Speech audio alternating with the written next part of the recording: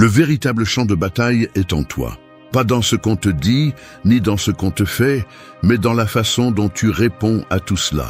La guerre qui compte le plus n'est pas menée à l'extérieur, mais dans le silence de ton esprit, où tes pensées peuvent te sauver ou te détruire. C'est là que se mesure la force d'un homme, non pas dans sa capacité à contrôler le monde, mais dans sa capacité à se contrôler lui-même. Nous vivons entourés de distractions, d'opinions, de désirs qui ne nous appartiennent pas. On nous a appris à lutter contre tout, sauf contre nous-mêmes. Et c'est pourquoi la plupart se perdent dans la quête du pouvoir, sans comprendre que le véritable pouvoir n'est pas de dominer les autres, mais de dominer son propre esprit. La philosophie stoïcienne l'a dit il y a des siècles. Celui qui contrôle ses pensées contrôle son destin. Il ne s'agit pas de fuir le chaos, mais d'apprendre à rester calme en son sein.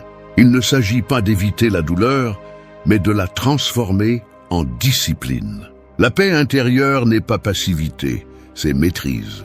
La force n'est pas rigidité, c'est clarté. Et le but n'est pas trouvé à l'extérieur. Il est construit de l'intérieur, jour après jour, pensée après pensée. Cette vidéo ne cherche pas à te motiver avec des phrases vides. Elle cherche à te rappeler ce que tu as oublié, que le véritable pouvoir naît de l'autodiscipline, que la sérénité est une forme de courage et que la vie ne devient supportable que lorsque tu choisis de te gouverner toi-même. Si tu restes jusqu'à la fin, tu comprendras que rien ni personne ne peut te retirer ton calme si tu apprends d'abord à être maître de toi. 1.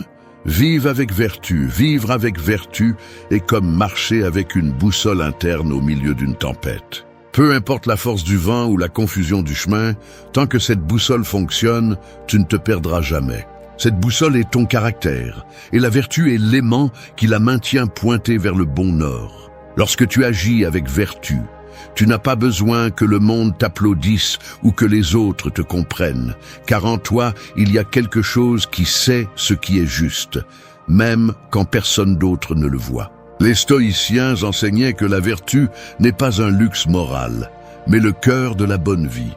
Cela signifie vivre avec intégrité, faire ce qui est juste même quand cela coûte, et maintenir la cohérence entre ce que tu penses, ressens et fais. Marc Aurèle disait que l'âme se teint de la couleur de ses pensées, et c'est vrai. Si tes pensées sont pures, tes actes le seront aussi. Mais si tu permets à la cupidité, à l'orgueil ou à la peur de diriger ta vie, tôt ou tard tu deviendras esclave de ce que tu nies. Vivre avec vertu, c'est avoir le courage d'être juste quand les autres choisissent le raccourci, c'est tenir parole quand personne ne t'y oblige, c'est être fort sans cesser d'être compatissant. Dans une société où beaucoup font semblant pour s'intégrer, être vertueux est un acte de rébellion. Non pas parce que tu cherches à être meilleur que les autres, mais parce que tu choisis de ne pas te trahir. La vertu te protège de toi-même, de tes impulsions, de cette voix intérieure qui parfois veut t'abandonner ou justifier la facilité. Le monde va constamment te tenter. Il t'offrira des chemins plus courts, des récompenses immédiates, des excuses confortables. Mais le stoïcien sait que ce qui est gagné sans effort est aussi perdu sans valeur. La vertu est la force invisible qui soutient tout le reste. Sans elle, tout succès est vide, tout pouvoir est fragile, toute paix est temporaire. C'est pourquoi le véritable défi n'est pas d'atteindre de grandes choses, mais de rester droit quand personne ne te regarde. Vivre avec vertu n'est pas un idéal lointain, c'est une pratique quotidienne. Tu t'entraînes lorsque tu choisis de ne pas mentir même si personne ne le remarque. Lorsque tu agis avec humilité alors que tu pourrais te vanter, lorsque tu aides sans attendre de reconnaissance. Chaque petite décision est une bataille gagnée sur ce champ intérieur où se définit qui tu es vraiment. Et même si parfois il semble que vivre avec vertu te laisse seul, la vérité est que tu es accompagné de quelque chose de plus grand. La tranquillité de savoir que ta vie a du poids, un but et une direction.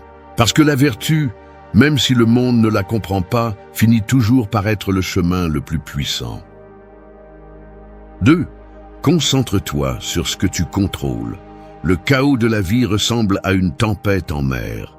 Tu peux crier contre le vent, maudire les vagues, ou essayer de bouger le ciel avec tes mains, mais rien de tout cela n'apaisera la marée. Ce n'est que lorsque tu prends la barre et acceptes que tu ne peux pas changer la mer, mais bien comment tu navigues dessus, que tu reprends le contrôle. C'est l'essence du stoïcisme. Arrêter de t'épuiser pour ce que tu ne peux pas contrôler et te concentrer sur ce qui dépend de toi. La plupart des gens sont esclaves du résultat. Ils se frustrent lorsque les choses ne se passent pas comme prévu, lorsque quelqu'un n'agit pas comme il le souhaite, lorsque le monde ne suit pas leur plan. Mais la réalité ne se plie pas à tes désirs. Le monde n'est pas là pour te satisfaire. La paix arrive lorsque tu comprends que ton pouvoir ne réside pas dans le changement de ce qui se passe, mais dans la décision de comment tu réagis. C'est la différence entre vivre avec sagesse ou souffrir d'illusions. Les stoïciens répétaient une idée simple mais puissante. Il y a des choses qui dépendent de toi et des choses qui ne dépendent pas. Tes pensées, tes actions et tes décisions sont sous ton contrôle. Le reste ne l'est pas. T'accrocher à l'incontrôlable ne génère que de l'anxiété. Essayer de changer les gens, forcer les résultats ou résister au passé est comme essayer d'arrêter le vent avec tes mains. Peu importe combien tu essaies, le vent soufflera toujours. Mais tu peux ajuster tes voiles. Quand tu apprends à te concentrer sur ce que tu contrôles, la vie devient plus légère. Non pas parce qu'elle est plus facile, mais parce que tu arrêtes de lutter contre des batailles inutiles. Tu arrêtes de te battre contre la réalité et commences à bouger avec elle. Tu te rends compte que la majorité de la souffrance humaine naît de la résistance, pas des circonstances. Ce qui te blesse n'est pas ce qui se passe, mais ton jugement à ce sujet. Cette vérité, bien qu'inconfortable, te libère. Tu ne peux pas contrôler l'économie, les opinions des autres ou les aléas du destin. Mais tu peux contrôler ta discipline, ta réponse et ton approche.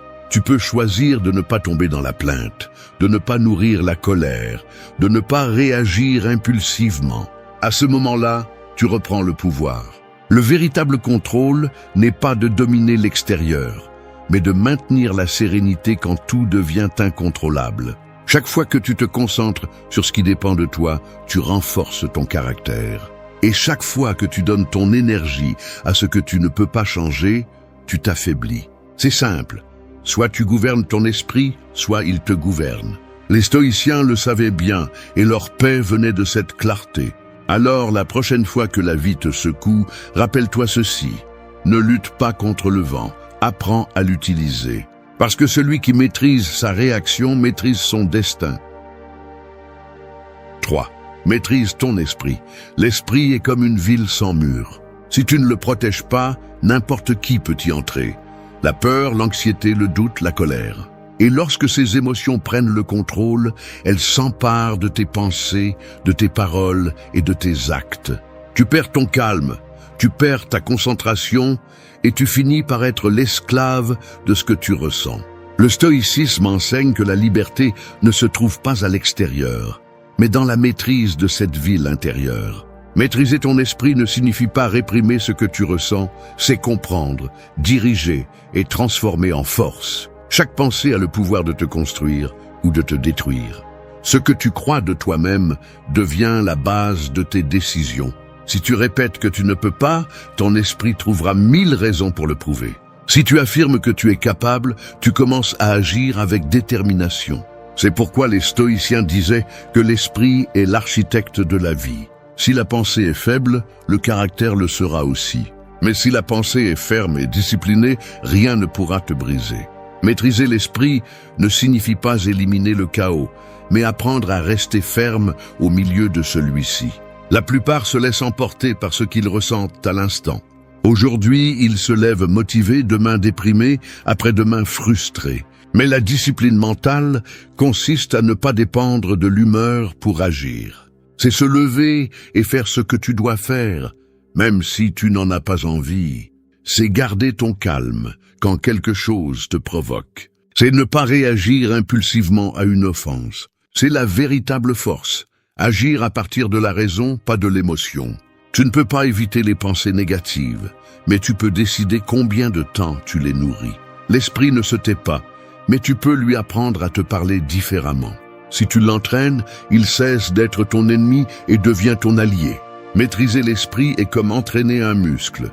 Au début, ça fait mal, puis il se renforce, et finalement, il répond sans effort. Chaque fois que tu choisis de ne pas réagir, que tu arrêtes une idée destructive ou que tu changes une croyance limitante, tu forges du caractère. Le problème est que la plupart des gens vivent sans entraîner leur esprit.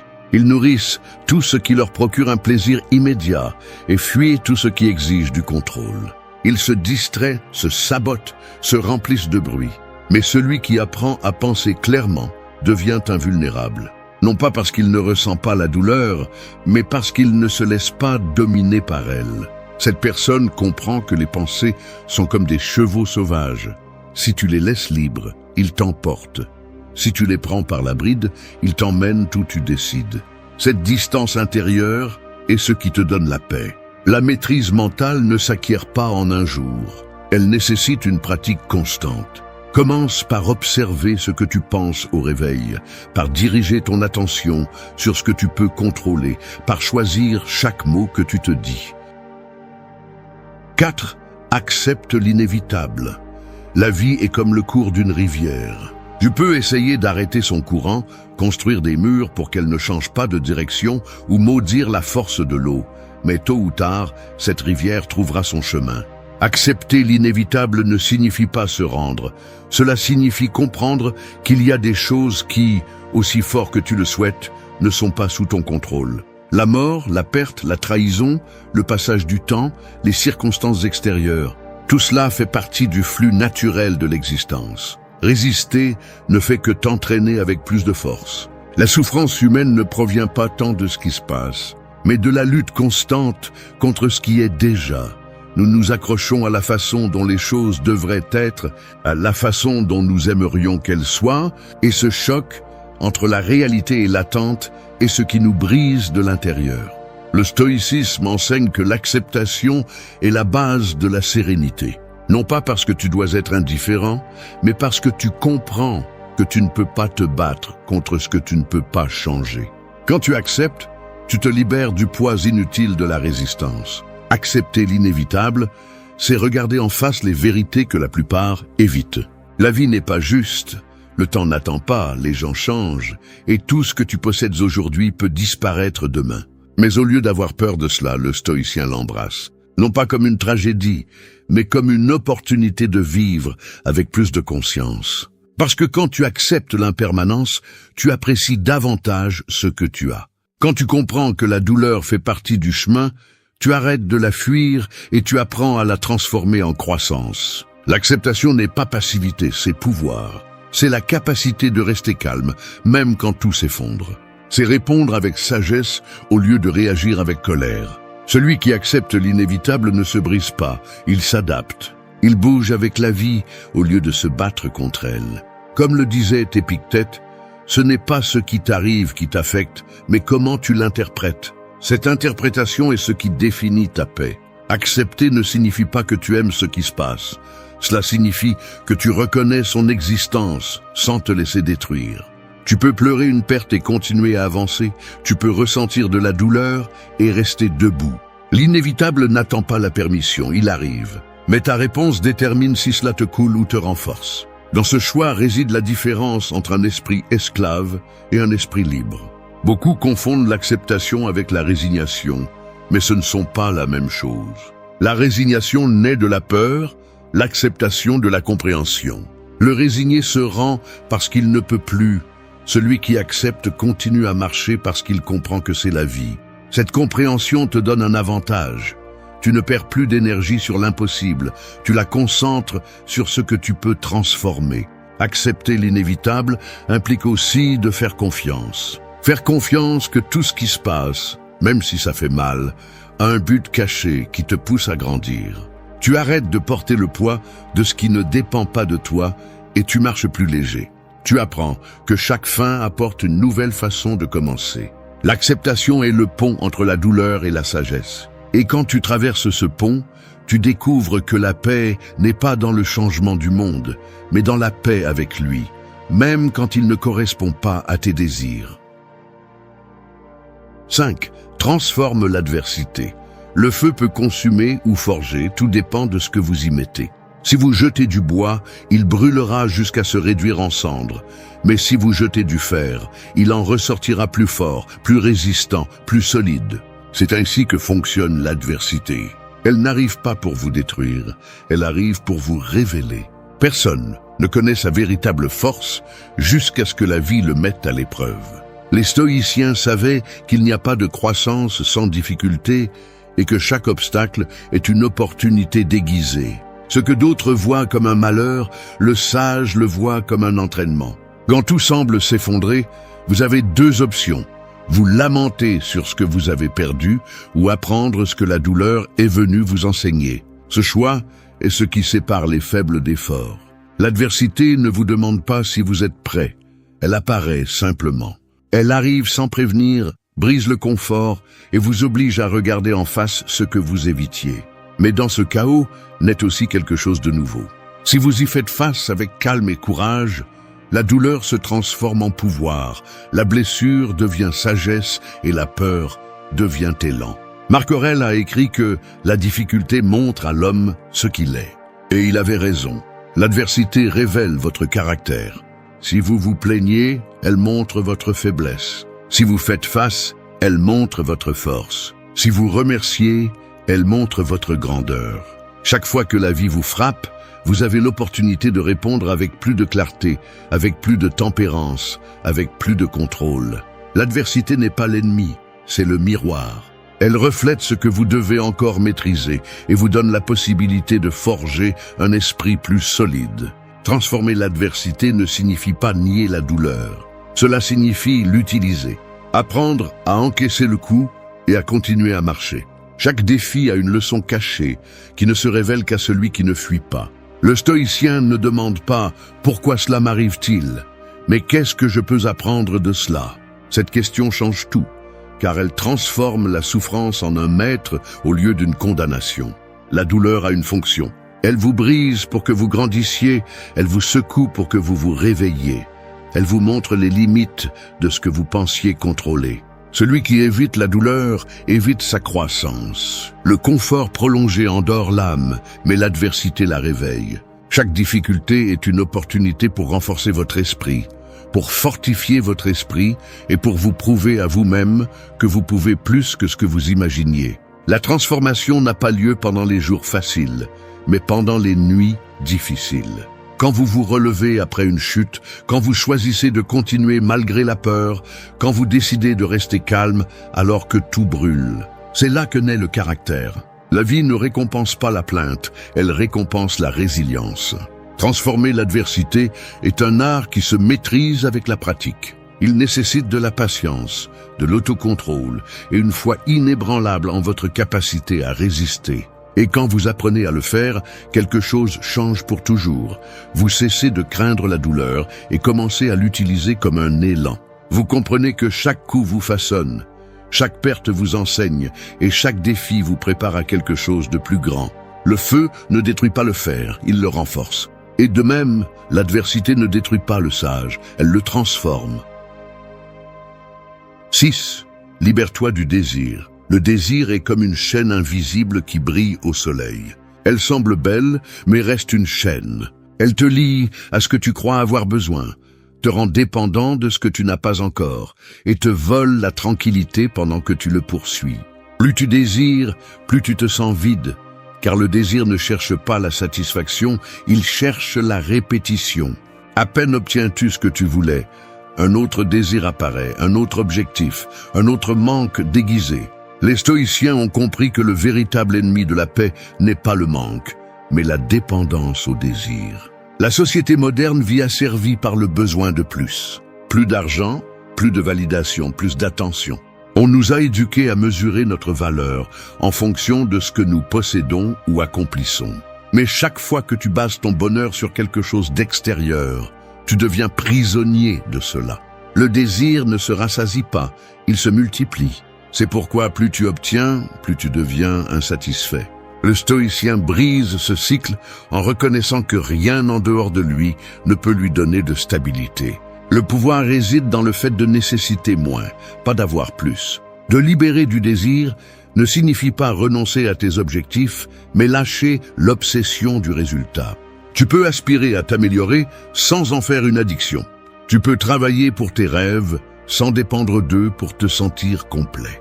Cette différence est la ligne entre la liberté et l'esclavage émotionnel. Épictète l'a dit clairement. Ne souhaite pas que les choses se passent comme tu le veux, mais souhaite qu'elles se passent comme elles se passent. Et tu vivras en paix. C'est la racine de la maîtrise intérieure. Le désir est rusé. Il se déguise en motivation, en ambition, voire en amour. Mais si tu le regardes de près, il est presque toujours de la peur. Peur de ne pas être suffisant, peur de perdre, peur de ne pas être vu. Quand tu le reconnais, commence la véritable libération. Il ne s'agit pas de réprimer ce que tu ressens, mais de comprendre d'où cela vient. Si tu agis par désir, tu vis dans le manque. Si tu agis par but, tu vis dans la plénitude. Le désir te pousse vers l'extérieur, le but te centre sur l'intérieur. La liberté n'arrive pas quand tu obtiens tout ce que tu veux, mais quand tu peux être en paix, même sans l'avoir. C'est le point où le désir ne te domine plus, parce que tu sais que ta valeur ne dépend de rien en dehors de toi. Les stoïciens vivaient avec peu, non par mépris du matériel, mais parce qu'ils comprenaient que le matériel n'était jamais la source du bonheur. Celui qui maîtrise ses désirs vit avec légèreté. Te libérer du désir, c'est reprendre le contrôle de ton esprit. C'est arrêter de vivre en courant après ce que tu crois avoir besoin et commencer à apprécier ce que tu as déjà. La tranquillité ne s'achète pas, elle se cultive. Et quand tu cesses de désirer ce que tu n'as pas, tout ce que tu as commence à être suffisant. C'est la véritable richesse, ne pas avoir besoin de plus pour te sentir complet, parce que seul celui qui ne dépend pas du désir peut dire avec certitude qu'il est vraiment libre. 7. Entraîner l'inconfort. Le corps et l'esprit ressemblent à l'acier. Ils se renforcent avec le feu et s'affaiblissent avec le confort. Celui qui évite toute douleur devient fragile. Celui qui s'y expose volontairement devient indestructible. L'inconfort est la salle de sport de l'âme. Chaque fois que vous faites face à quelque chose que vous ne voulez pas faire, mais que vous savez que vous devez faire, vous entraînez votre force intérieure. La vie ne consiste pas à éviter l'inconfort, mais à apprendre à l'utiliser comme un outil de croissance. La plupart des gens cherchent refuge dans la facilité, fuyant tout ce qui demande des efforts. Mais le confort prolongé est un piège qui affaiblit l'esprit. Plus vous évitez la douleur, plus vous lui donnez de pouvoir. Les stoïciens pratiquaient l'inconfort volontaire pour rester forts. Ils dormaient sur le sol, mangeaient avec modération, supportaient le froid, non par masochisme, mais pour se rappeler qu'ils pouvaient vivre sans dépendre de rien. C'est ainsi qu'ils entraînaient leur esprit à résister à l'inattendu. Parce que si vous pouvez supporter l'inconfort choisi, vous pourrez supporter celui imposé par la vie. S'entraîner à l'inconfort ne concerne pas seulement le support physique, mais aussi l'émotionnel. Se taire quand vous voulez crier, rester calme quand on vous provoque, continuer quand personne ne vous soutient. Chacun de ces actes vous renforce plus que n'importe quel discours. Le contrôle émotionnel se forge en affrontant ce qui est inconfortable, pas en le fuyant. L'esprit faible recherche le plaisir, l'esprit fort recherche le but. L'inconfort révèle ce qui vous domine encore. Si vous ne pouvez pas être seul, la solitude vous contrôle. Si vous ne pouvez pas dire non, la peur vous contrôle. Si vous ne pouvez pas arrêter une distraction, l'anxiété vous contrôle. Chaque inconfort expose une chaîne interne que vous devez briser. C'est pourquoi les affronter n'est pas une punition, c'est un acte de liberté. Lorsque vous choisissez de sortir de votre zone de confort, vous montrez à votre esprit qui est le patron. Les grandes avancées personnelles ne naissent pas dans les moments de calme, mais dans ceux d'inconfort. Vous grandissez lorsque vous faites ce qui est difficile, lorsque vous affrontez ce qui vous fait peur, lorsque vous choisissez ce qui est juste, même si cela fait mal. C'est la différence entre vivre en victime ou en maître de soi. L'inconfort ne détruit pas, il révèle. Il vous montre de quoi vous êtes fait et combien vous êtes prêt à donner pour devenir votre meilleure version.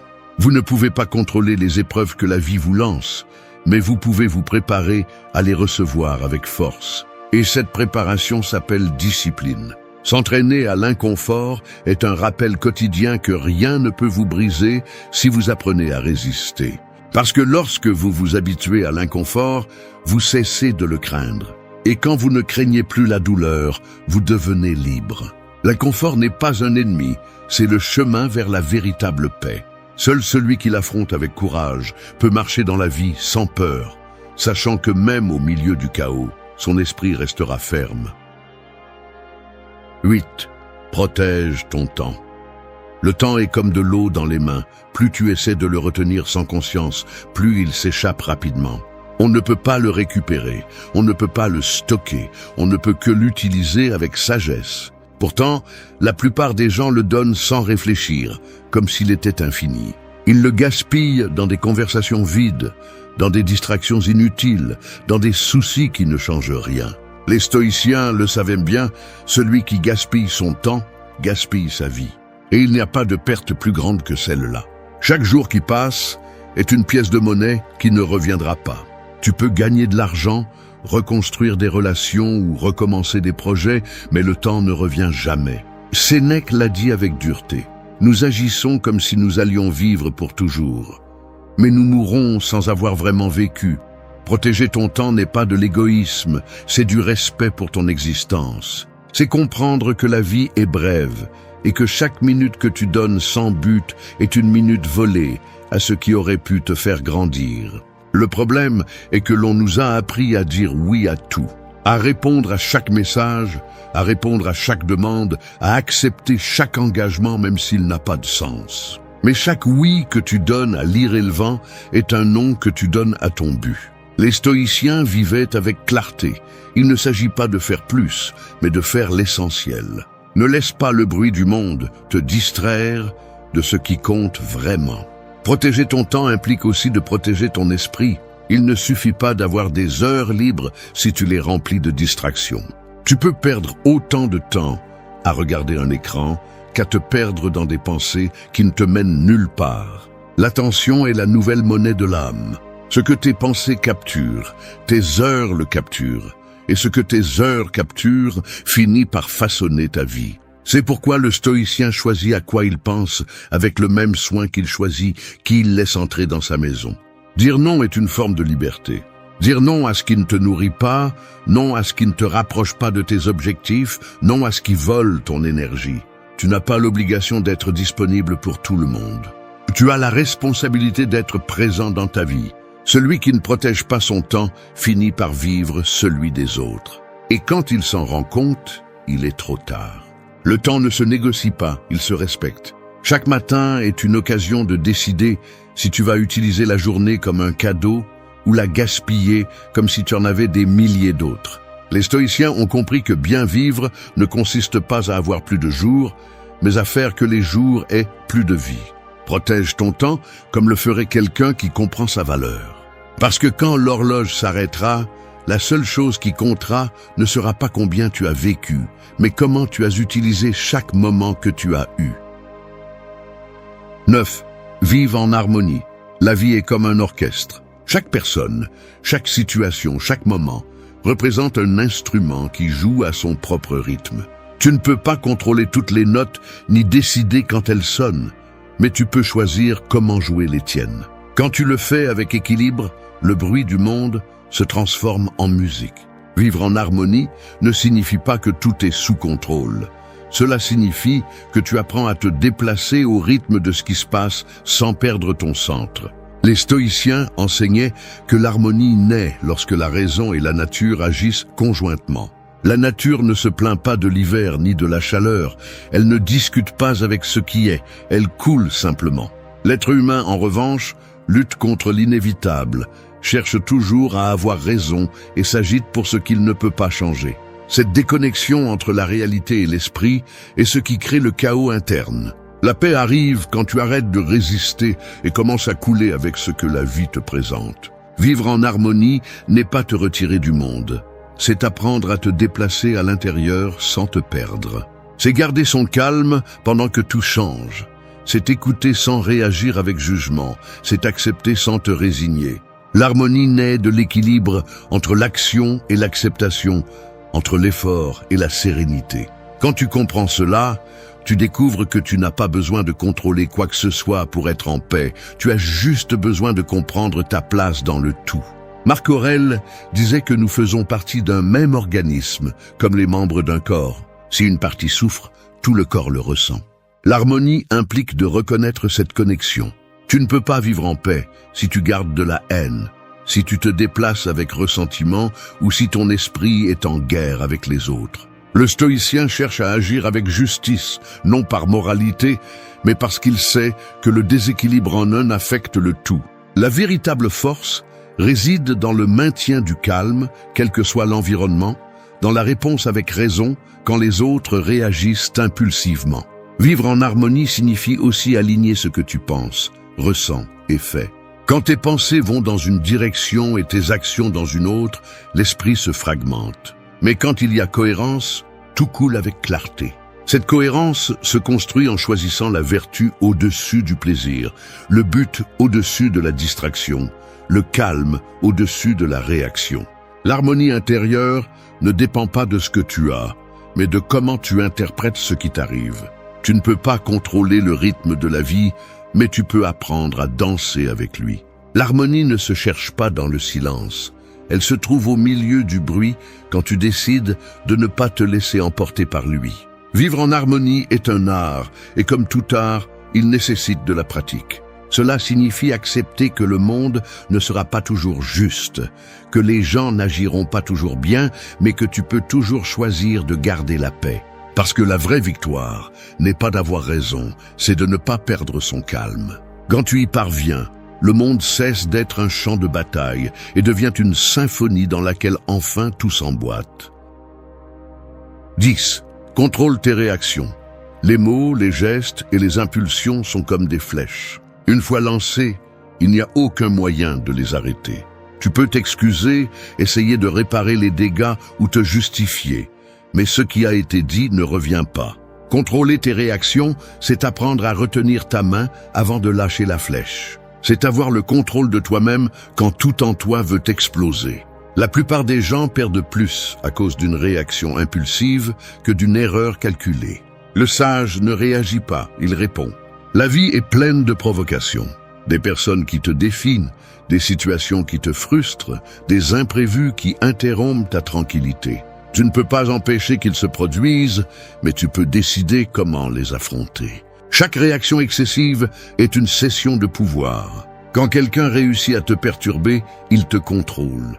Mais quand tu gardes ton calme, l'énergie change. Rien ne déconcerte plus celui qui cherche ta réaction que ta sérénité. Le stoïcien ne réprime pas, il observe.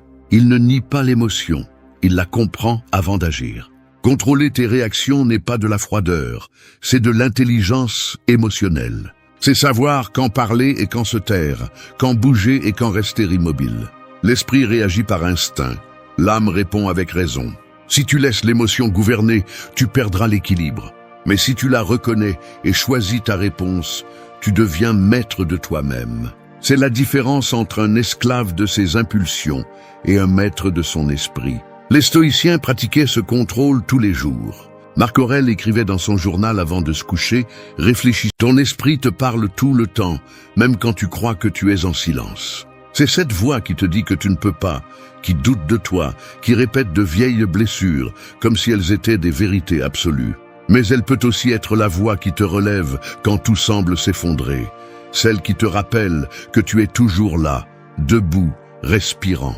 Ce qui différencie une vie dominée par le chaos d'une vie guidée par la sérénité n'est ni la chance ni le destin, c'est le type de conversation que tu entretiens avec toi-même chaque jour. Si ton dialogue interne est rempli de peur, de culpabilité et d'autocritique, ton esprit deviendra un champ de bataille. Mais si tu apprends à te parler avec sagesse, avec fermeté et avec un but, ton esprit deviendra ton temple. Ce n'est pas de la magie, c'est de l'entraînement. Ce que tu te répètes façonne ta perception, et ta perception définit ta réalité. Si chaque jour tu te parles avec la même dureté que tes pires souvenirs te parlent, tu resteras leur prisonnier. Mais si tu choisis consciemment de répéter des mots de vertu, de sérénité et de force, quelque chose commence à changer. L'esprit obéit à ce qu'il entend fréquemment. 2 jours suffisent pour ouvrir une fissure de lumière dans l'obscurité. Le stoïcisme enseigne que celui qui maîtrise son dialogue interne maîtrise son destin. Il ne s'agit pas de te mentir, mais de diriger ton attention vers ce qui te renforce. Te parler avec sagesse n'est pas être indulgent avec toi-même, c'est être juste. Et quand tu apprends à être juste avec toi-même, le monde cesse d'avoir du pouvoir sur toi. 1. Maîtrise ta voix intérieure. Ton esprit peut être ton meilleur allié ou ton pire ennemi. En toi, il y a une voix qui ne se tait jamais, une voix qui t'accompagne dans les moments de calme et te crie dans ceux de chaos. Cette voix est puissante, mais pas toujours sage. Parfois, elle te répète des mots qui ne sont pas les tiens, mais des échos de ce que d'autres ont dit de toi. Tu n'es pas assez, tu vas échouer, ça ne vaut pas la peine d'essayer. Et sans t'en rendre compte, tu commences à les croire. Tu te parles avec peur, tu te juges durement, et le pire, tu te traites avec une cruauté que tu n'utiliserais jamais contre quelqu'un d'autre. Maîtriser ta voix intérieure ne signifie pas la faire taire, mais l'éduquer. Parce que si tu n'apprends pas à la gouverner, elle finira par te gouverner. L'esprit, lorsqu'il n'est pas entraîné, devient un tyran. Mais lorsqu'il est discipliné, il devient un sage. Chaque pensée que tu répètes est comme un ordre que ton cerveau obéit. Si tu lui dis « je ne peux pas », il t'affaiblit.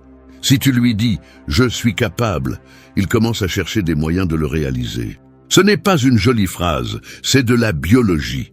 Ton esprit répond à ce que tu lui donnes. Les mots que tu utilises en toi activent des émotions.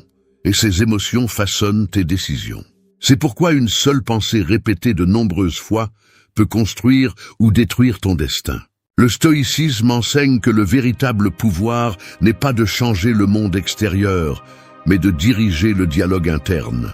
Marc Aurèle le disait clairement, « Ton âme adopte la couleur de tes pensées. » Si ta voix intérieure est tachée de peur, la vie semblera hostile. Mais si elle est teintée de sérénité, même la douleur devient un enseignement. Te parler avec sagesse n'est pas un acte d'optimisme aveugle, c'est un acte de responsabilité. C'est te dire la vérité sans te détruire, te corriger sans t'humilier, t'exiger sans t'annuler. Maîtriser ta voix intérieure est comme dompter un feu. Au début, ça brûle. L'esprit te résistera. Il essaiera de te ramener à ses vieilles phrases, à son bruit habituel. Mais si tu persévères, ce feu se transforme en lumière. Tu n'as pas besoin d'éliminer tes pensées négatives, tu as besoin de les diriger. Quand elles apparaissent, regarde-les et dis « je ne crois plus en toi ». Ainsi tu les désarmes. Ainsi tu commences à prendre le contrôle. Pratique-le chaque jour. Observe comment tu te parles, quand tu fais une erreur, quand tu échoues, quand tu te compares. Au lieu de t'insulter, corrige-toi. Au lieu de te rendre, rappelle-toi que tu es en train d'apprendre. Ce petit changement de ton transforme le cours de ta vie.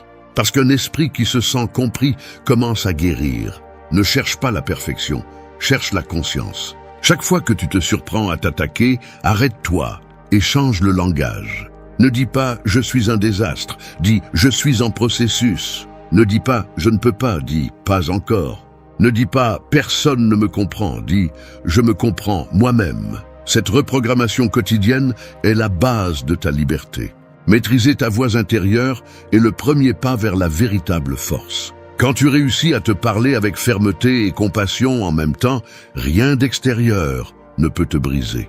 Parce que la bataille la plus importante n'est pas livrée avec le monde, mais en toi. Et celui qui conquiert son esprit, conquiert son destin. 2. Parle-toi avec sagesse. La façon dont tu te parles est le ton sur lequel ton âme s'entraîne. Beaucoup pensent que les mots ne servent qu'à communiquer avec les autres, mais ceux qui t'affectent le plus sont ceux que tu te dis quand personne ne t'écoute. Ce que tu te répètes en privé a le pouvoir de construire ta paix ou de détruire ta confiance. C'est pourquoi te parler avec sagesse est l'une des pratiques les plus profondes du stoïcisme.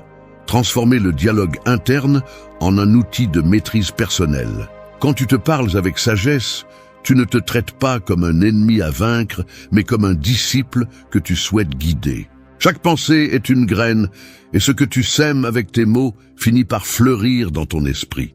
Si tous les jours tu te répètes des phrases de défaite, ton cerveau commencera à agir comme si tu étais destiné à perdre. Mais si tu te parles avec fermeté et objectif, quelque chose change. Non pas parce qu'un miracle apparaît, mais parce que tu commences à agir à partir d'une énergie différente. La sagesse n'est pas seulement de penser correctement, c'est de choisir correctement ce que tu te dis. Chaque mot que tu prononces en interne doit avoir un but, renforcer, non pas couler, enseigner, non pas punir. Te parler avec sagesse ne signifie pas te mentir ou répéter des affirmations vides. Cela signifie avoir la maturité de te dire ce que tu as besoin d'entendre, pas ce que tu aimerais entendre. Quand tu fais une erreur, tu ne t'insultes pas, tu apprends. Quand tu échoues, tu ne te coules pas, tu analyses. Quand la vie te met au défi, tu ne te plains pas, tu respires et tu réponds. C'est la différence entre l'esprit commun et l'esprit entraîné. L'un réagit, l'autre réfléchit. Le sage stoïcien ne se parle pas comme une victime. Il ne se dit pas « pourquoi moi ?» mais « pourquoi ?» Il comprend que chaque situation, même les plus douloureuses, est une leçon enveloppée dans la difficulté. Te parler avec sagesse, c'est avoir le courage de rester serein lorsque l'émotion veut t'entraîner. C'est te dire calmement « cela aussi passera, même quand tout semble s'effondrer ». Il y a une force silencieuse dans les mots bien choisis. Quand ton dialogue interne est plein de clarté, le chaos externe perd de son pouvoir. Dans les moments de peur, le sage se rappelle « j'ai surmonté des choses pires ». Dans les moments de doute, il se dit « j'ai le contrôle de ma réaction ». Et dans les moments de perte, il se murmure « rien ne m'appartient vraiment, seulement ma vertu ». Ce type de conversation interne n'est pas une faiblesse émotionnelle, c'est un entraînement mental. Te parler avec sagesse, c'est pratiquer la tempérance. Cela signifie ne pas exagérer le mal, ni idéaliser le bien. Cela signifie garder l'esprit en équilibre lorsque le monde penche vers un extrême. Si tu te parles avec clarté, tu ne tombes pas dans le drame de l'esprit insécurisé. Tu commences à remarquer comment le bruit interne diminue et ta voix intérieure devient un guide plutôt qu'un châtiment. Commence aujourd'hui. Chaque matin, consacre une minute à t'écouter et à te corriger. Si tu détectes une pensée destructrice, remplace-la par une qui te rappelle ton but. Si tu te découvres en train de te critiquer, reformule cette voix pour qu'elle t'instruise plutôt que de te blesser. Tu n'as pas besoin d'être parfait, tu as besoin d'être conscient. Les mots que tu choisis définissent la relation que tu as avec toi-même. Et souviens-toi de ceci, celui qui se parle avec sagesse devient son propre maître. Il ne cherche pas de validation externe parce que sa vérité interne est suffisante. Son esprit n'est plus un champ de bataille, mais un terrain fertile pour la croissance. Celui qui maîtrise son langage, maîtrise son destin. Et celui qui se parle avec sagesse construit une vie où chaque pensée est un acte de force et de liberté. 3. Accepte et lâche prise. Le plus grand bruit de ton esprit ne vient pas du présent, mais de ce que tu refuses de lâcher. Tu continues de porter des mots qui ne devraient plus avoir de pouvoir sur toi. Tu continues de répéter des conversations passées, des déceptions anciennes, des blessures que tu rouvres avec tes propres pensées.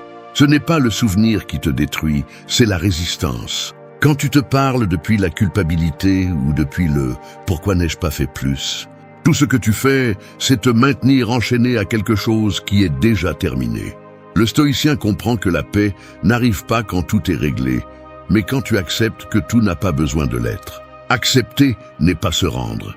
Accepter, c'est regarder la réalité en face, sans fioriture ni excuse. C'est avoir le courage de dire « c'est ainsi que cela s'est passé et je ne peux pas le changer ». Cette phrase, dite avec sérénité, a plus de pouvoir que toute promesse de vengeance ou de regret. Parce que celui qui accepte se libère. Et celui qui se libère peut enfin avancer. L'esprit, quand il cesse de lutter contre ce qu'il ne peut contrôler, se calme. Et dans ce calme, apparaît la clarté que tu cherches tant. Lâche ce qui te retient. Non pas parce que tu oublies, mais parce que tu comprends. Lâcher prise ne signifie pas effacer le passé, mais lui retirer le privilège de continuer à diriger ton présent. Tu ne peux pas continuer à te parler comme la personne que tu étais quand tu ne savais pas encore ce que tu sais aujourd'hui. Tu as changé. Tu as des blessures. Oui, mais tu as aussi des leçons. Et chaque fois que tu répètes des phrases comme « je ne vaux rien »,« il est trop tard »,« personne ne change », tu nies toute la croissance que tu as accomplie. Celui qui ne lâche pas pourrit. Celui qui accepte fleurit. Le stoïcisme enseigne que la souffrance ne vient pas des choses, mais des opinions que nous avons sur elles. Si ton dialogue interne est rempli de résistance, la vie devient insupportable. Mais si tu te parles avec acceptation, même la perte se transforme en maître. Dis-toi, cela aussi faisait partie du chemin. Cette phrase, simple mais honnête, a la force d'un tremblement de terre interne. Accepter te rend le contrôle, car tu reconnais que même si tu ne choisis pas ce qui se passe, tu choisis comment y répondre. Lâche les étiquettes, les culpabilités et les reproches. Lâche l'habitude de revivre ce qui fait mal juste pour te sentir vivant. Tu n'as pas besoin de te rappeler constamment ce qui a échoué. Tu as besoin de te rappeler ce que tu as appris. Te parler avec acceptation est un acte d'amour profond envers toi-même. C'est arrêter de te traiter comme le méchant de ton histoire et commencer à te voir comme le protagoniste qui continue à l'écrire. Fais-en un exercice quotidien. Chaque fois qu'une pensée de culpabilité surgit, remplace-la par de la compréhension. Si tu as échoué, dis « j'ai fait de mon mieux avec ce que je savais ». Si tu as perdu, dis « cela m'apprend à apprécier autrement ». Et si quelqu'un t'a blessé, dis « cette blessure ne dirige plus ma vie ». Te parler ainsi n'est pas une faiblesse, c'est de la sagesse pratique. Cela te donne la paix, parce que cela te libère du désir impossible de changer le passé. Accepter et lâcher prise est une forme d'intelligence émotionnelle. C'est laisser ce que tu ne peux pas contrôler se dissoudre sans résistance. C'est faire confiance à la vie, même dans son chaos, qui a un ordre qui ne se révèle que lorsque tu t'arrêtes pour l'écouter. Si tu peux accepter calmement et lâcher avec gratitude, rien ne pourra te briser. Parce que celui qui maîtrise l'art de lâcher prise, maîtrise l'art de vivre. 4. Réveille ta force intérieure. La plupart des gens cherchent la force dans l'extérieur, dans les réalisations, dans les relations, dans la validation des autres. Mais cette force est empruntée, et tout ce qui est emprunté est tôt ou tard rendu. La véritable force naît en silence. Lorsque tu te relèves une fois de plus sans que personne ne te voie. Lorsque tu décides de ne pas abandonner même si tout en toi te le demande. Réveiller ta force intérieure ne signifie pas devenir quelqu'un de froid ou d'invulnérable, mais apprendre à te soutenir quand tout semble s'effondrer. C'est trouver dans ton esprit une voix qui dit « je peux encore », même quand le monde crie le contraire. Ta force intérieure ne vient pas de la motivation, mais de l'engagement.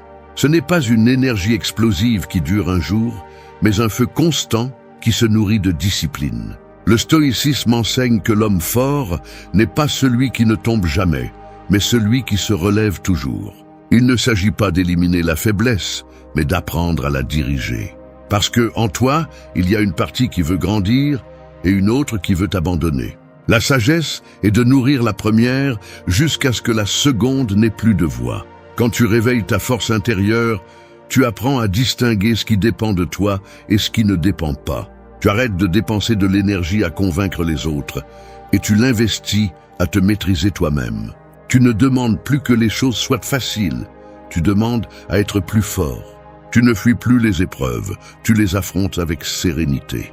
Parce que tu comprends que chaque difficulté est un entraînement. Chaque obstacle que tu résistes calmement renforce ton caractère. Il n'y a pas de croissance dans le confort, ni de clarté dans la plainte. L'esprit s'entraîne comme un muscle, avec répétition.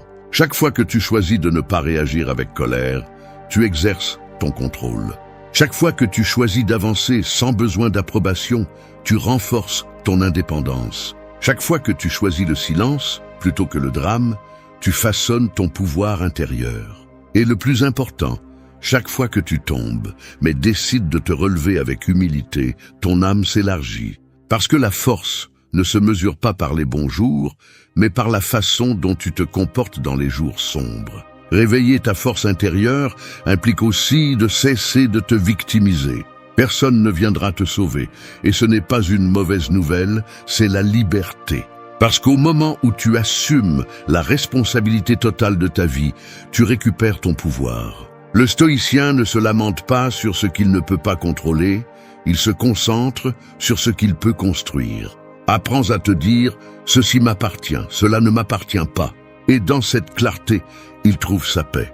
Ton dialogue interne doit être ta source de force, pas de faiblesse. Parle-toi comme un guerrier qui se prépare pour la bataille de chaque jour, pas comme un vaincu qui répète des excuses. Dis-toi « je peux résister un peu plus ». Rien d'extérieur ne définit ma valeur. Je suis le maître de mon esprit, pas son esclave. Répète ces phrases jusqu'à ce qu'elles soient gravées dans tes pensées. Parce que l'esprit obéit à ce qu'il entend constamment, et si tu l'entraînes à croire en ta force, il agira avec elle-même dans les moments les plus difficiles. Réveiller ta force intérieure, ce n'est pas crier au monde que tu es fort, c'est te le prouver en silence. C'est avancer sans applaudissements, résister sans témoin et rester debout même quand tout en toi tremble. C'est la force que le monde ne peut pas briser parce qu'elle ne dépend de rien en dehors de toi. Et quand tu découvres cette source inébranlable, tu comprends que la véritable liberté n'est pas de ne pas tomber, mais de savoir qu'aucune chute ne pourra te stopper. 5. Choisis la vertu. Ta vie entière est le reflet des choix que tu fais chaque jour et parmi tous, aucun n'est aussi puissant que de choisir la vertu. Dans un monde où beaucoup choisissent la facilité, l'immédiateté ou la commodité, le stoïcien choisit ce qui est juste. Non pas ce qui procure un plaisir instantané, mais ce qui procure une paix durable. Choisir la vertu n'est pas suivre un code rigide, ni vivre sous des règles imposées, c'est décider consciemment d'être cohérent avec toi-même, même quand personne ne regarde. C'est te parler avec honnêteté quand ton esprit cherche des excuses. C'est te rappeler qui tu es, surtout quand le monde essaie de te confondre.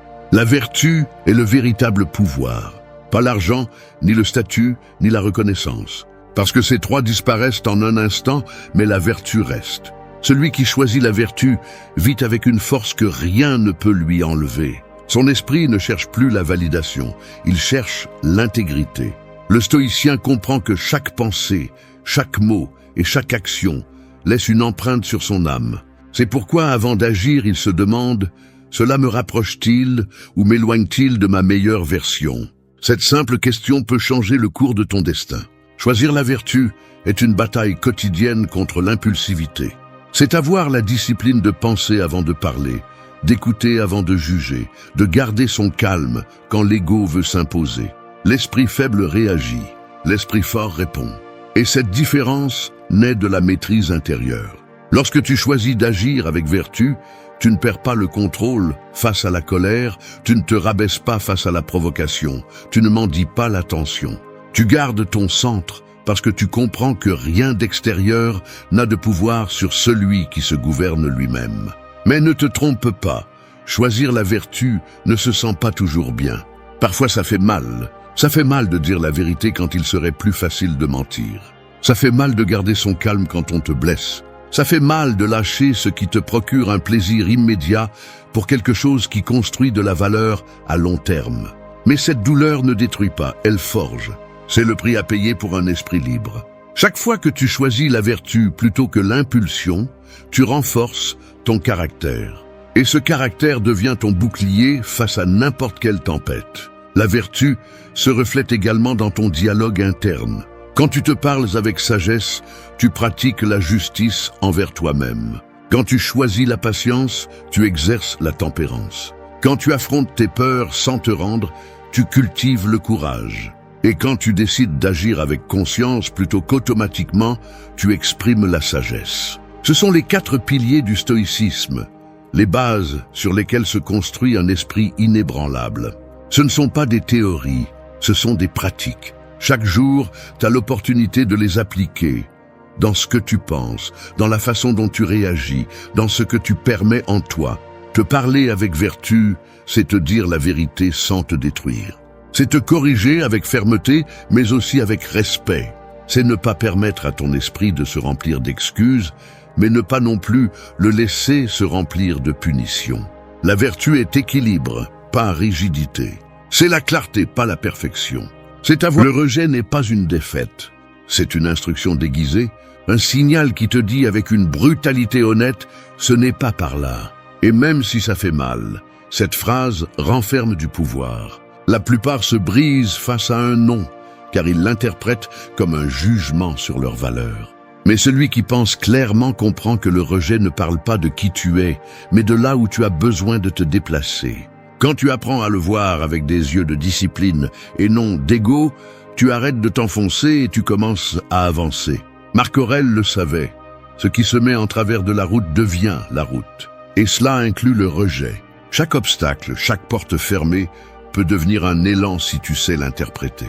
Il ne s'agit pas de chercher l'approbation, mais de maîtriser la réponse que tu donnes face au refus.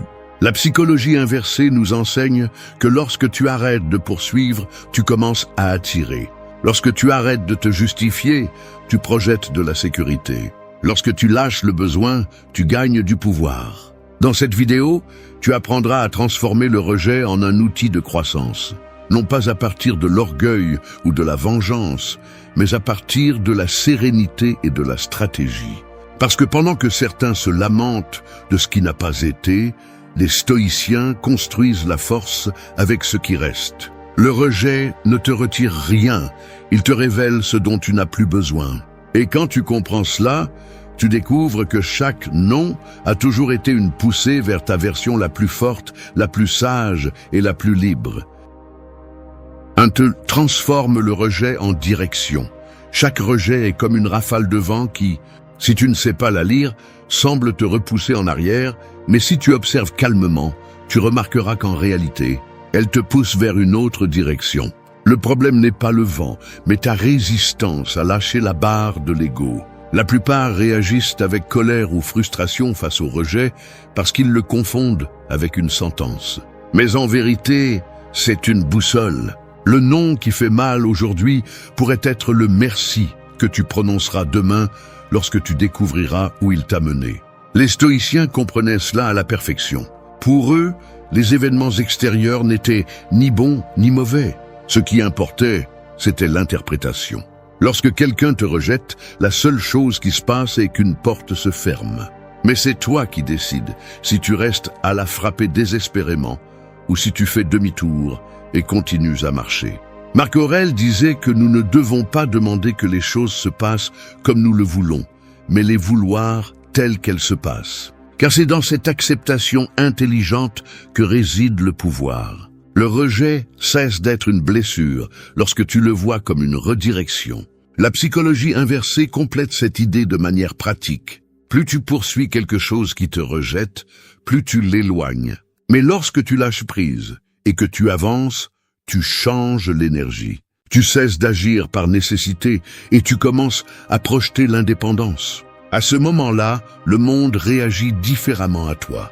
Non pas parce qu'il y a de la magie, mais parce que ton attitude change. Celui qui n'a pas peur de perdre gagne du respect. Celui qui ne supplie pas l'attention l'attire sans effort.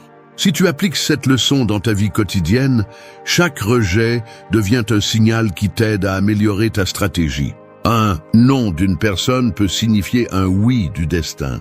Un travail qui n'a pas abouti, une opportunité qui s'est fermée, une relation qui n'a pas fonctionné. Tout cela peut te diriger vers un chemin plus aligné avec ce que tu es vraiment. Mais tu ne le découvriras que si, au lieu de résister, tu observes. Si, au lieu de te lamenter, tu analyses. Le rejet te montre tes angles morts, les endroits où tu agissais à partir de l'illusion et non de la vérité. Il te force à t'arrêter et à te demander « Pourquoi cherchais-je cela ? Qu'est-ce que j'essayais de prouver ? De quoi voulais-je échapper ?» Chaque fois que quelqu'un te dit « non », l'univers te rend une partie de toi que tu avais déléguée aux autres. C'est cette partie que tu dois maintenant renforcer. Transformer le rejet en direction nécessite du courage. Il faut entraîner l'esprit à ne pas réagir impulsivement, à ne pas tout prendre comme une attaque personnelle. Parfois, le rejet n'est pas une injustice, mais une protection. Il te sauve de ce pourquoi tu n'étais pas prêt ou de ce qui allait te détourner de ton but. Alors, quand le prochain non arrivera, ne réponds pas avec colère ou déception. Respire, observe-le avec un esprit froid et demande-toi ce qu'il essaie de t'apprendre. Parce que peut-être ce n'était pas un mur, mais un virage. Et si tu sais suivre ce virage avec sérénité, tu découvriras que le rejet ne t'a pas arrêté. Il a seulement corrigé ta route. C'est là que commence ta véritable croissance. 2. Laisse le non te guider. Chaque non a une voix, mais la plupart ne l'entendent pas. Ils le prennent comme un coup, une offense ou une fin. Cependant, derrière ce non se cache une information précieuse. Il te dit quelles portes ne te correspondent pas, quels chemins ne te servent plus, et quelle version de toi a besoin d'évoluer. Le rejet, si tu l'analyses calmement, agit comme un mentor silencieux. Il fait mal, oui, mais il enseigne aussi. C'est le miroir qui reflète les parties de toi qui doivent encore se renforcer. Imagine que chaque non que tu reçois est un signal placé sur le chemin pour te rediriger.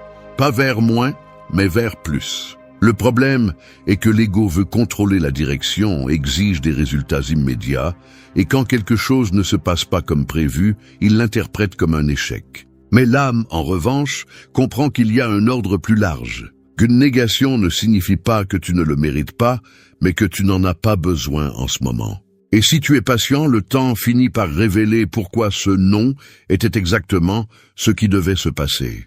Les stoïciens enseignaient que le sage ne s'agite pas pour ce qu'il ne peut contrôler. Si quelqu'un te rejette, si une opportunité s'évanouit ou si un projet tombe à l'eau, ne perds pas d'énergie à résister. Observe, réfléchis et ajuste ta direction. Chaque refus peut se transformer en une carte si tu sais la lire. Marc Aurèle a écrit que la nature agit toujours en ordre, même quand nous ne le comprenons pas. Il en va de même pour les rejets. Ils ne sont pas du chaos, ils sont des corrections de parcours. La psychologie inversée apporte un point essentiel ici. Lorsque tu acceptes le non calmement, tu désarmes le jeu émotionnel du rejet. Tu n'es plus coincé dans le besoin de prouver ta valeur, ni dans l'impulsion de convaincre les autres. Celui qui ne craint pas de perdre l'approbation de quelqu'un reprend le pouvoir sur lui-même. Et lorsque tu as du pouvoir intérieur, tu projettes quelque chose que le monde respecte, la stabilité. Pratiquer cela dans la vie quotidienne nécessite du courage et de la conscience de soi. Si quelqu'un te dit non, au lieu de te renfermer dans la frustration, demande-toi, qu'est-ce que cela me révèle? Peut-être que ce travail n'était pas le bon environnement. Peut-être que cette personne n'était pas alignée avec ta croissance. Peut-être que la vie te force à regarder une direction que tu avais ignorée par peur. Chaque refus, lorsqu'il est observé avec un esprit éveillé, est une forme de guide. Et ce guide ne s'impose pas avec des cris ou des punitions. Il arrive avec subtilité, déguisé en déception. Mais celui qui développe une vision intérieure sait le reconnaître. Il apprend à marcher sans se plaindre, avec un pas ferme, en faisant confiance à chaque obstacle à un but caché. Quand tu vis ainsi, le rejet cesse de te faire peur. Il devient une partie du rythme naturel de la vie, un signal qui affine ton chemin. Laisse le non te guider, pas te paralyser. Remercie chaque refus, car il y a une direction en lui. Parce que pendant que d'autres abandonnent ou désespèrent, tu peux observer, apprendre et avancer avec plus de précision. Un non ne détruit pas ton chemin, il l'affine. Il te débarrasse des distractions, des dépendances et des fausses attentes. Et quand tu regardes en arrière, tu comprends que chaque rejet était une boussole déguisée, pointant fermement vers là où tu appartenais vraiment. 3. Fais de la douleur ton élan. Le rejet fait mal et le nier serait naïf. Mais cette douleur que tu essaies d'éviter est la même qui peut forger ton caractère si tu l'utilises intelligemment. Il ne s'agit pas de prétendre que tu ne ressens rien, mais d'apprendre à diriger ce que tu ressens. La douleur, quand elle est réprimée, te submerge. Quand elle est comprise, elle te propulse. C'est comme le feu, il brûle celui qui ne sait pas le manipuler, mais il forge l'acier de celui qui le maîtrise. Les stoïciens comprenaient que la souffrance est inévitable, mais l'autodestruction est facultative. Marc Aurèle écrivait que ce qui importe n'est pas ce qui se passe, mais comment tu y fais face. Quand quelqu'un te rejette, la première réaction naturelle est de te demander ce que tu as fait de mal. Mais un esprit entraîné ne reste pas coincé dans cette question. Il se demande ce qu'il peut apprendre. Parce que la douleur, bien qu'elle ne le paraisse pas, est une source de clarté. Elle te montre quelle partie de toi dépend trop de la validation externe. Elle te force à regarder en face ce que tu évitais, ta fragilité, ton ego, tes attentes. Chaque fois que tu transformes ce malaise en mouvement, tu grandis. Si quelqu'un t'a rejeté, entraîne-toi davantage. Si quelque chose n'a pas fonctionné, améliore la stratégie. Si on ne t'a pas choisi, choisis-toi. C'est là le véritable pouvoir. Transformer le coup en élan. Au lieu de te rendre face au non, utilise-le comme carburant. Ça fait mal, oui, mais que ça fasse mal en travaillant. Que chaque larme qui tombe arrose le terrain où ta nouvelle version va grandir. La psychologie inversée enseigne quelque chose de fascinant. Quand tu canalises la douleur vers l'action, tu brises le schéma du rejet. Tu n'es plus la victime qui réagit, mais le créateur qui répond. Le monde change son attitude envers toi quand il perçoit que rien ne peut te briser. Non pas parce que tu ne ressens rien, mais parce que tu ne t'arrêtes pas. Le rejet cesse d'être une limite et devient une énergie. Fais de la douleur ton entraînement quotidien. Quand tu es blessé, ne te noie pas dans l'auto-apitoiement. Respire, analyse, canalise. Que le coup te serve à renforcer ton esprit, non à justifier ta faiblesse. Chaque cicatrice que tu acceptes avec dignité est la preuve que tu as survécu et appris. La douleur, vue avec des yeux sages, est la confirmation que tu avances. Parce que personne qui reste immobile n'est rejeté. Seuls ceux qui osent essayer le sont. Pense à ceci. Les grands changements dans ta vie ne sont pas nés de moments confortables, mais de ruptures, de déceptions et de pertes. Derrière chaque blessure, il y avait une leçon qui t'a rendu plus fort. Alors ne fuis pas la douleur. Discipline-la. Transforme-la en un moteur silencieux qui repousse tes limites. Les stoïciens ne cherchaient pas à éliminer la souffrance, mais à l'utiliser comme un outil de vertu. Quand tu réussis à le faire, le rejet perd son pouvoir sur toi. Ce n'est plus une blessure ouverte, mais une source d'énergie interne. Tu n'as pas besoin que le monde t'embrasse pour avancer. Ton but te suffit, parce que chaque fois que tu transformes la douleur en élan, tu te prouves que tu peux renaître sans avoir besoin d'approbation. Et c'est, à la fin, ce qui étonne le plus, voir quelqu'un qui, au lieu de se briser, décide de se lever avec plus de force, plus de concentration et plus de calme qu'avant. 4. Lâche le résultat. Le poids le plus lourd du rejet ne réside pas dans le refus en lui-même, mais dans l'attachement au résultat que tu espérais. Tu veux que les choses se passent comme tu les as imaginées, que tu sois accepté, que tu sois reconnu, que l'effort est une récompense immédiate. Mais lorsque la réalité ne coïncide pas avec tes attentes, l'ego se rebelle. Il souffre non pas parce qu'il a perdu quelque chose de réel, mais parce qu'il a perdu le contrôle. Et c'est là la véritable origine de la douleur, non pas le rejet, mais la résistance à accepter ce qui a été. Le stoïcisme enseigne une vérité que peu sont prêts à pratiquer. Tu ne contrôles que tes actions, pas leurs conséquences. Marc Aurèle l'a résumé avec fermeté. Fais ce que tu dois avec la nature comme guide et accepte ce qui vient avec sérénité. Quand tu comprends cela, tu arrêtes de vivre en fonction des résultats. Tu commences à te concentrer sur le processus. Tu ne travailles plus pour plaire ou pour être approuvé. Tu travailles parce que c'est la bonne chose à faire, parce que cela te renforce, parce que cela t'aligne avec tes valeurs. Lâche le résultat et tu gagneras en liberté. Quand quelqu'un te rejette, ne le prends pas comme une mesure de ta valeur, mais comme une décision extérieure.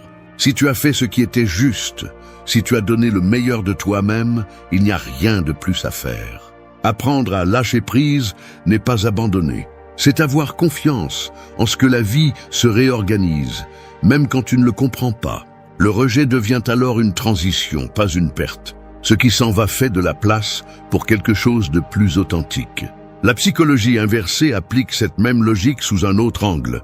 Quand tu lâches l'obsession d'obtenir quelque chose, tu augmentes tes chances de l'obtenir. L'énergie du besoin fait fuir, tandis que le calme attire. Si tu t'accroches, tu transmets du désespoir. Si tu lâches, tu projettes de la sécurité.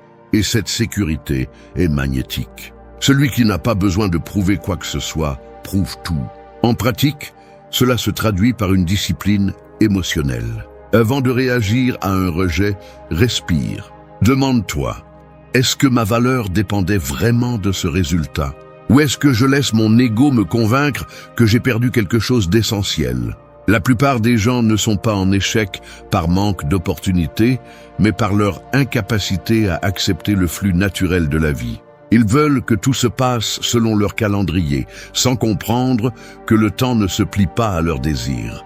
Quand tu lâches, tu retrouves ton centre. Tu deviens plus observateur et moins réactif. Tu ne luttes plus contre le monde, tu coules avec lui. Cela ne signifie pas te résigner, mais diriger ton énergie vers ce qui dépend vraiment de toi. Le rejet cesse d'être une punition et devient une leçon d'humilité. Il te rappelle que tu n'es pas ici pour contrôler, mais pour agir avec vertu et t'adapter avec intelligence. Pratiquer cela nécessite de la maturité. Il est facile de lâcher prise en parole, difficile de le faire de cœur. Mais chaque fois que tu y parviens, tu deviens plus invincible. Car personne ne peut manipuler celui qui n'a pas peur de perdre. Personne ne peut blesser celui qui ne s'accroche pas à ce qu'il ne peut pas contrôler. Lâcher le résultat est l'art de la véritable liberté. Agir sans anxiété, aimer sans dépendance et attendre sans désespoir. Et quand tu arrives à ce point, le rejet ne te blesse plus, il te libère.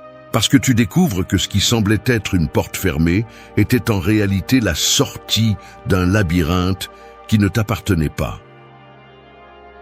5. Maîtrise tes émotions. Le rejet a la capacité d'allumer les feux les plus primitifs de l'être humain, fierté, colère, peur, honte. En quelques secondes, tu passes du calme à la tempête. Et si tu n'apprends pas à maîtriser cette réaction, tu finiras par être l'esclave des émotions des autres. Parce que c'est ce que fait le rejet si tu ne le contrôles pas. Il te transforme en un reflet de ce que les autres décident. Le stoïcisme enseigne le contraire, que le véritable pouvoir n'est pas d'éviter la douleur, mais de rester calme pendant que tu la traverses. Marc Aurèle a écrit que personne ne peut te blesser sans ton consentement.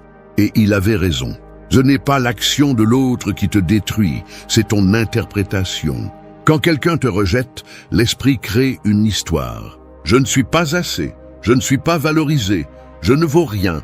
Mais cette histoire n'est pas la vérité, c'est une réaction émotionnelle. Si tu la répètes assez, elle devient une prison invisible. C'est pourquoi la première étape pour maîtriser tes émotions est de les observer sans les juger. Ne les nie pas, mais ne les nourris pas non plus. La psychologie inversée enseigne quelque chose de puissant. La personne qui garde le contrôle après le rejet désarme le jeu émotionnel. Celui qui ne réagit pas avec colère, qui n'implore pas, qui ne montre pas de faiblesse, montre clairement que son centre ne dépend de personne. Cette sérénité déconcerte, parce que la plupart répondent avec impulsivité, et celui qui reste en équilibre devient imprévisible. Le calme n'est pas de la froideur, c'est une stratégie. C'est l'expression la plus pure de la maîtrise de soi. Quand tu apprends à contrôler tes émotions, chaque rejet devient un entraînement mental. Tu ressens le coup, mais tu ne l'amplifies pas. Tu l'utilises pour renforcer ton caractère.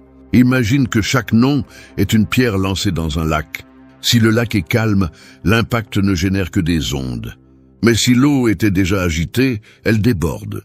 C'est ainsi que fonctionne l'esprit. Si tu es en paix, rien ne te déstabilise. Si tu es dominé par le bruit intérieur, n'importe quoi te brise. Pratiquer ce contrôle ne signifie pas éteindre ce que tu ressens. Cela signifie le diriger. La colère peut se transformer en discipline. La tristesse peut devenir clarté. La peur peut être prudence. Les émotions ne sont pas des ennemis, ce sont des signaux. Le problème est quand tu les laisses gouverner. Et si le rejet réussit à t'entraîner dans le chaos émotionnel, tu cèdes le contrôle de ta vie aux circonstances. Maîtriser tes émotions, c'est choisir consciemment ta réponse. Ne pas réagir immédiatement.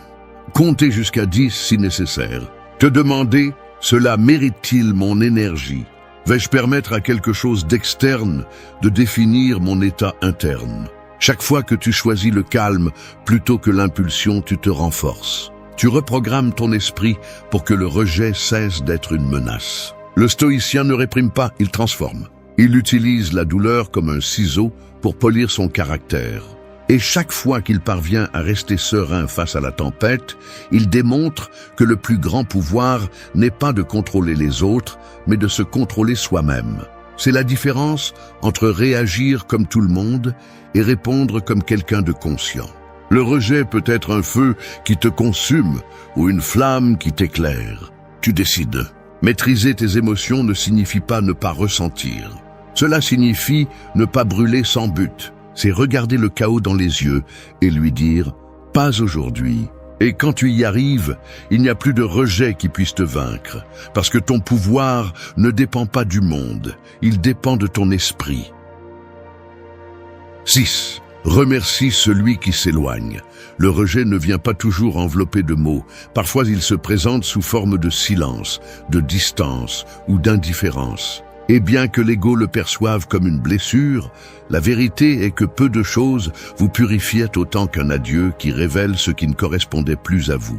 L'esprit veut s'accrocher, mais l'âme sait que tout ce qui est perdu n'était pas nécessaire. Remercier celui qui part est l'une des formes les plus élevées d'intelligence émotionnelle, car cela implique de reconnaître qu'il y a un but même dans la perte.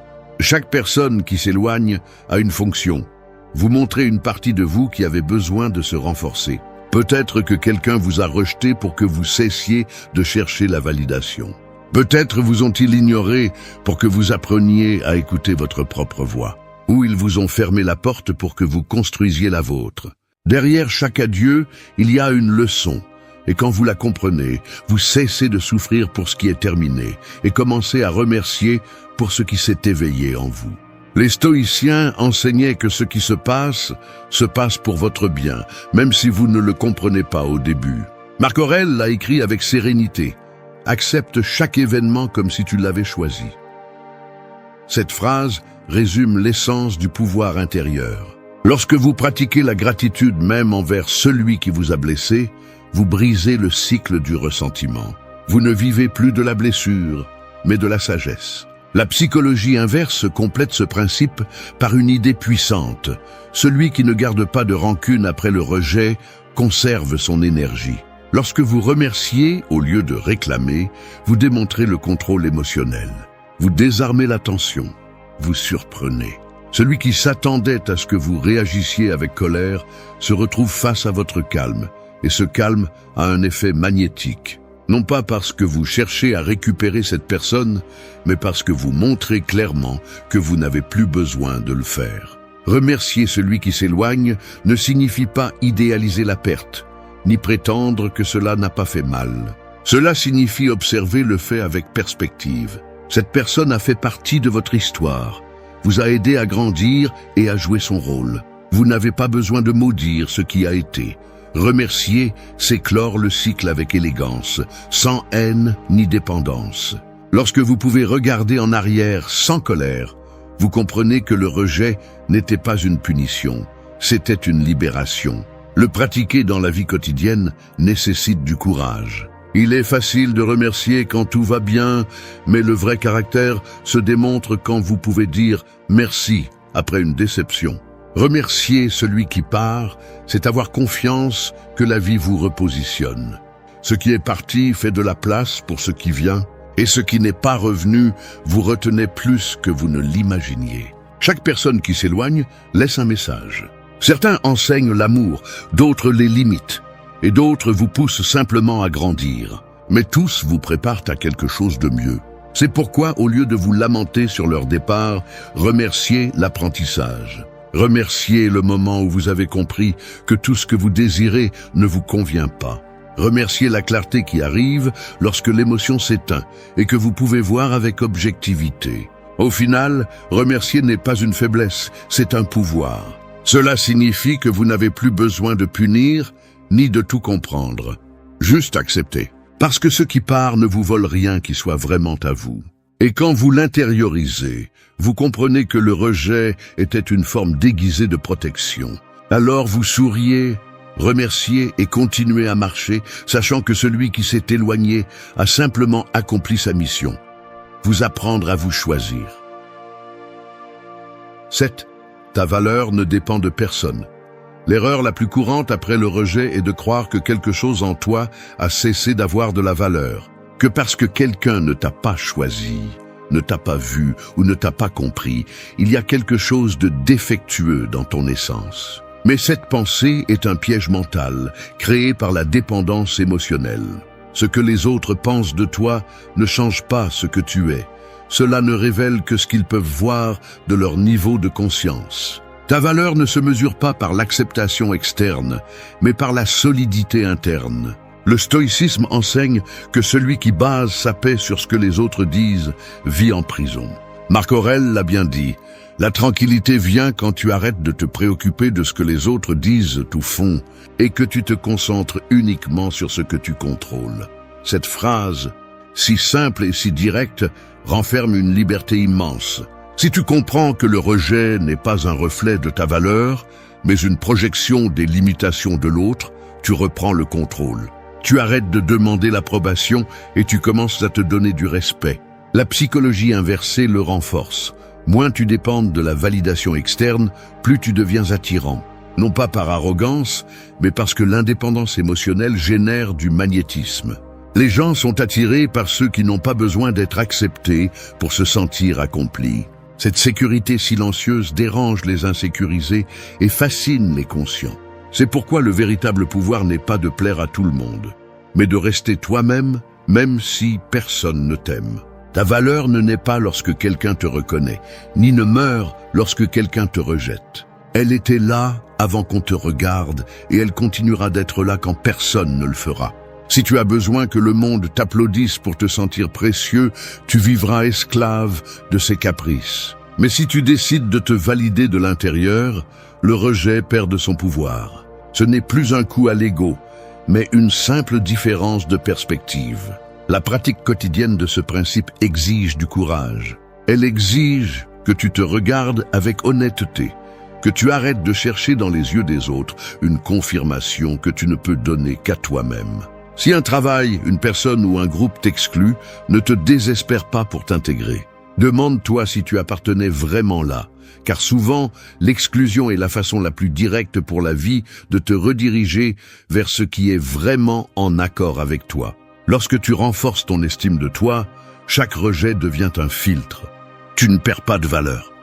Tu filtres les environnements, les personnes et les opportunités qui ne vibrent pas avec toi. Et plus tu te respectes, moins tu acceptes les miettes. Le monde commence à répondre à ta nouvelle énergie.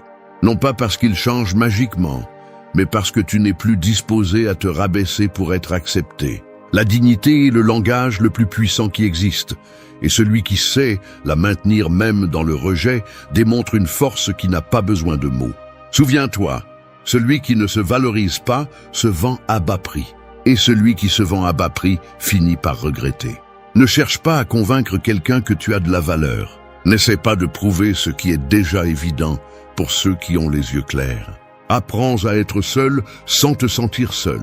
Apprends à marcher la tête haute, même si personne ne te suit. Car le jour où tu comprendras que ta valeur est immuable, le rejet deviendra ce qu'il a toujours été, une illusion qui n'affecte que ceux qui ne se connaissent pas encore eux-mêmes. 8. Le rejet révèle qui tu es. Rien ne dévoile autant le véritable caractère qu'un rejet. Quand tout va bien, n'importe qui peut sembler fort, serein ou sûr de lui. Mais quand le non arrive, c'est là que se révèle qui tu es vraiment. Certains s'effondrent et d'autres se transforment, parce que le rejet n'invente ni la faiblesse ni la force. Il expose simplement ce qui existait déjà à l'intérieur. C'est le miroir le plus brutal, mais aussi le plus honnête. Il te montre tes attachements, tes peurs et tes limites. Et si tu sais l'observer sans te victimiser, il te transforme en quelqu'un d'incassable. Les stoïciens voyaient le rejet comme un maître déguisé. Marc Aurèle disait que l'obstacle sur le chemin devient le chemin. Cette phrase n'est pas une métaphore, c'est un entraînement mental. Le rejet te met face à un choix, te rendre face à la blessure ou l'utiliser comme feu pour construire ta nouvelle version. Si tu réagis à partir de l'ego, tu t'enfonces dans le ressentiment. Mais si tu réponds à partir de la raison, tu découvres que ce que tu as perdu n'était pas une perte, mais une révélation. Tu te rends compte que la vie est en train de te dépouiller de ce qui ne t'appartient pas pour laisser place à ce qui te fera vraiment évoluer. La psychologie inverse est d'accord. Ce qui fait le plus mal dans le rejet n'est pas le refus, mais l'image brisée de toi-même. L'ego s'accroche à la façon dont il voulait être vu, et quand cela s'effondre, la vérité apparaît. C'est là que tu peux renaître avec authenticité. Quand tu acceptes que tu n'as pas besoin d'être approuvé, tu commences à vivre sans masque. Le rejet, au lieu de te détruire, te purifie. Il enlève le superficiel, ne laisse que l'essentiel. Chaque fois que quelqu'un te dit non, la vie te demande en silence, continueras-tu à croire en toi sans les applaudissements? Si la réponse est oui, tu viens de passer l'un des tests les plus difficiles de la force émotionnelle. Parce que seul celui qui se connaît profondément peut rester debout après avoir été rejeté. Celui qui dépend de la validation externe tombe. Celui qui dépend de son but s'élève. Le rejet révèle si tes intentions étaient authentiques ou motivées par l'ego. Si tu cherchais la reconnaissance ou la croissance. Si tu agissais par conviction ou par besoin d'acceptation. C'est une radiographie de l'âme. Et même si ça fait mal, c'est nécessaire. Sans ce contraste, tu ne saurais pas de quoi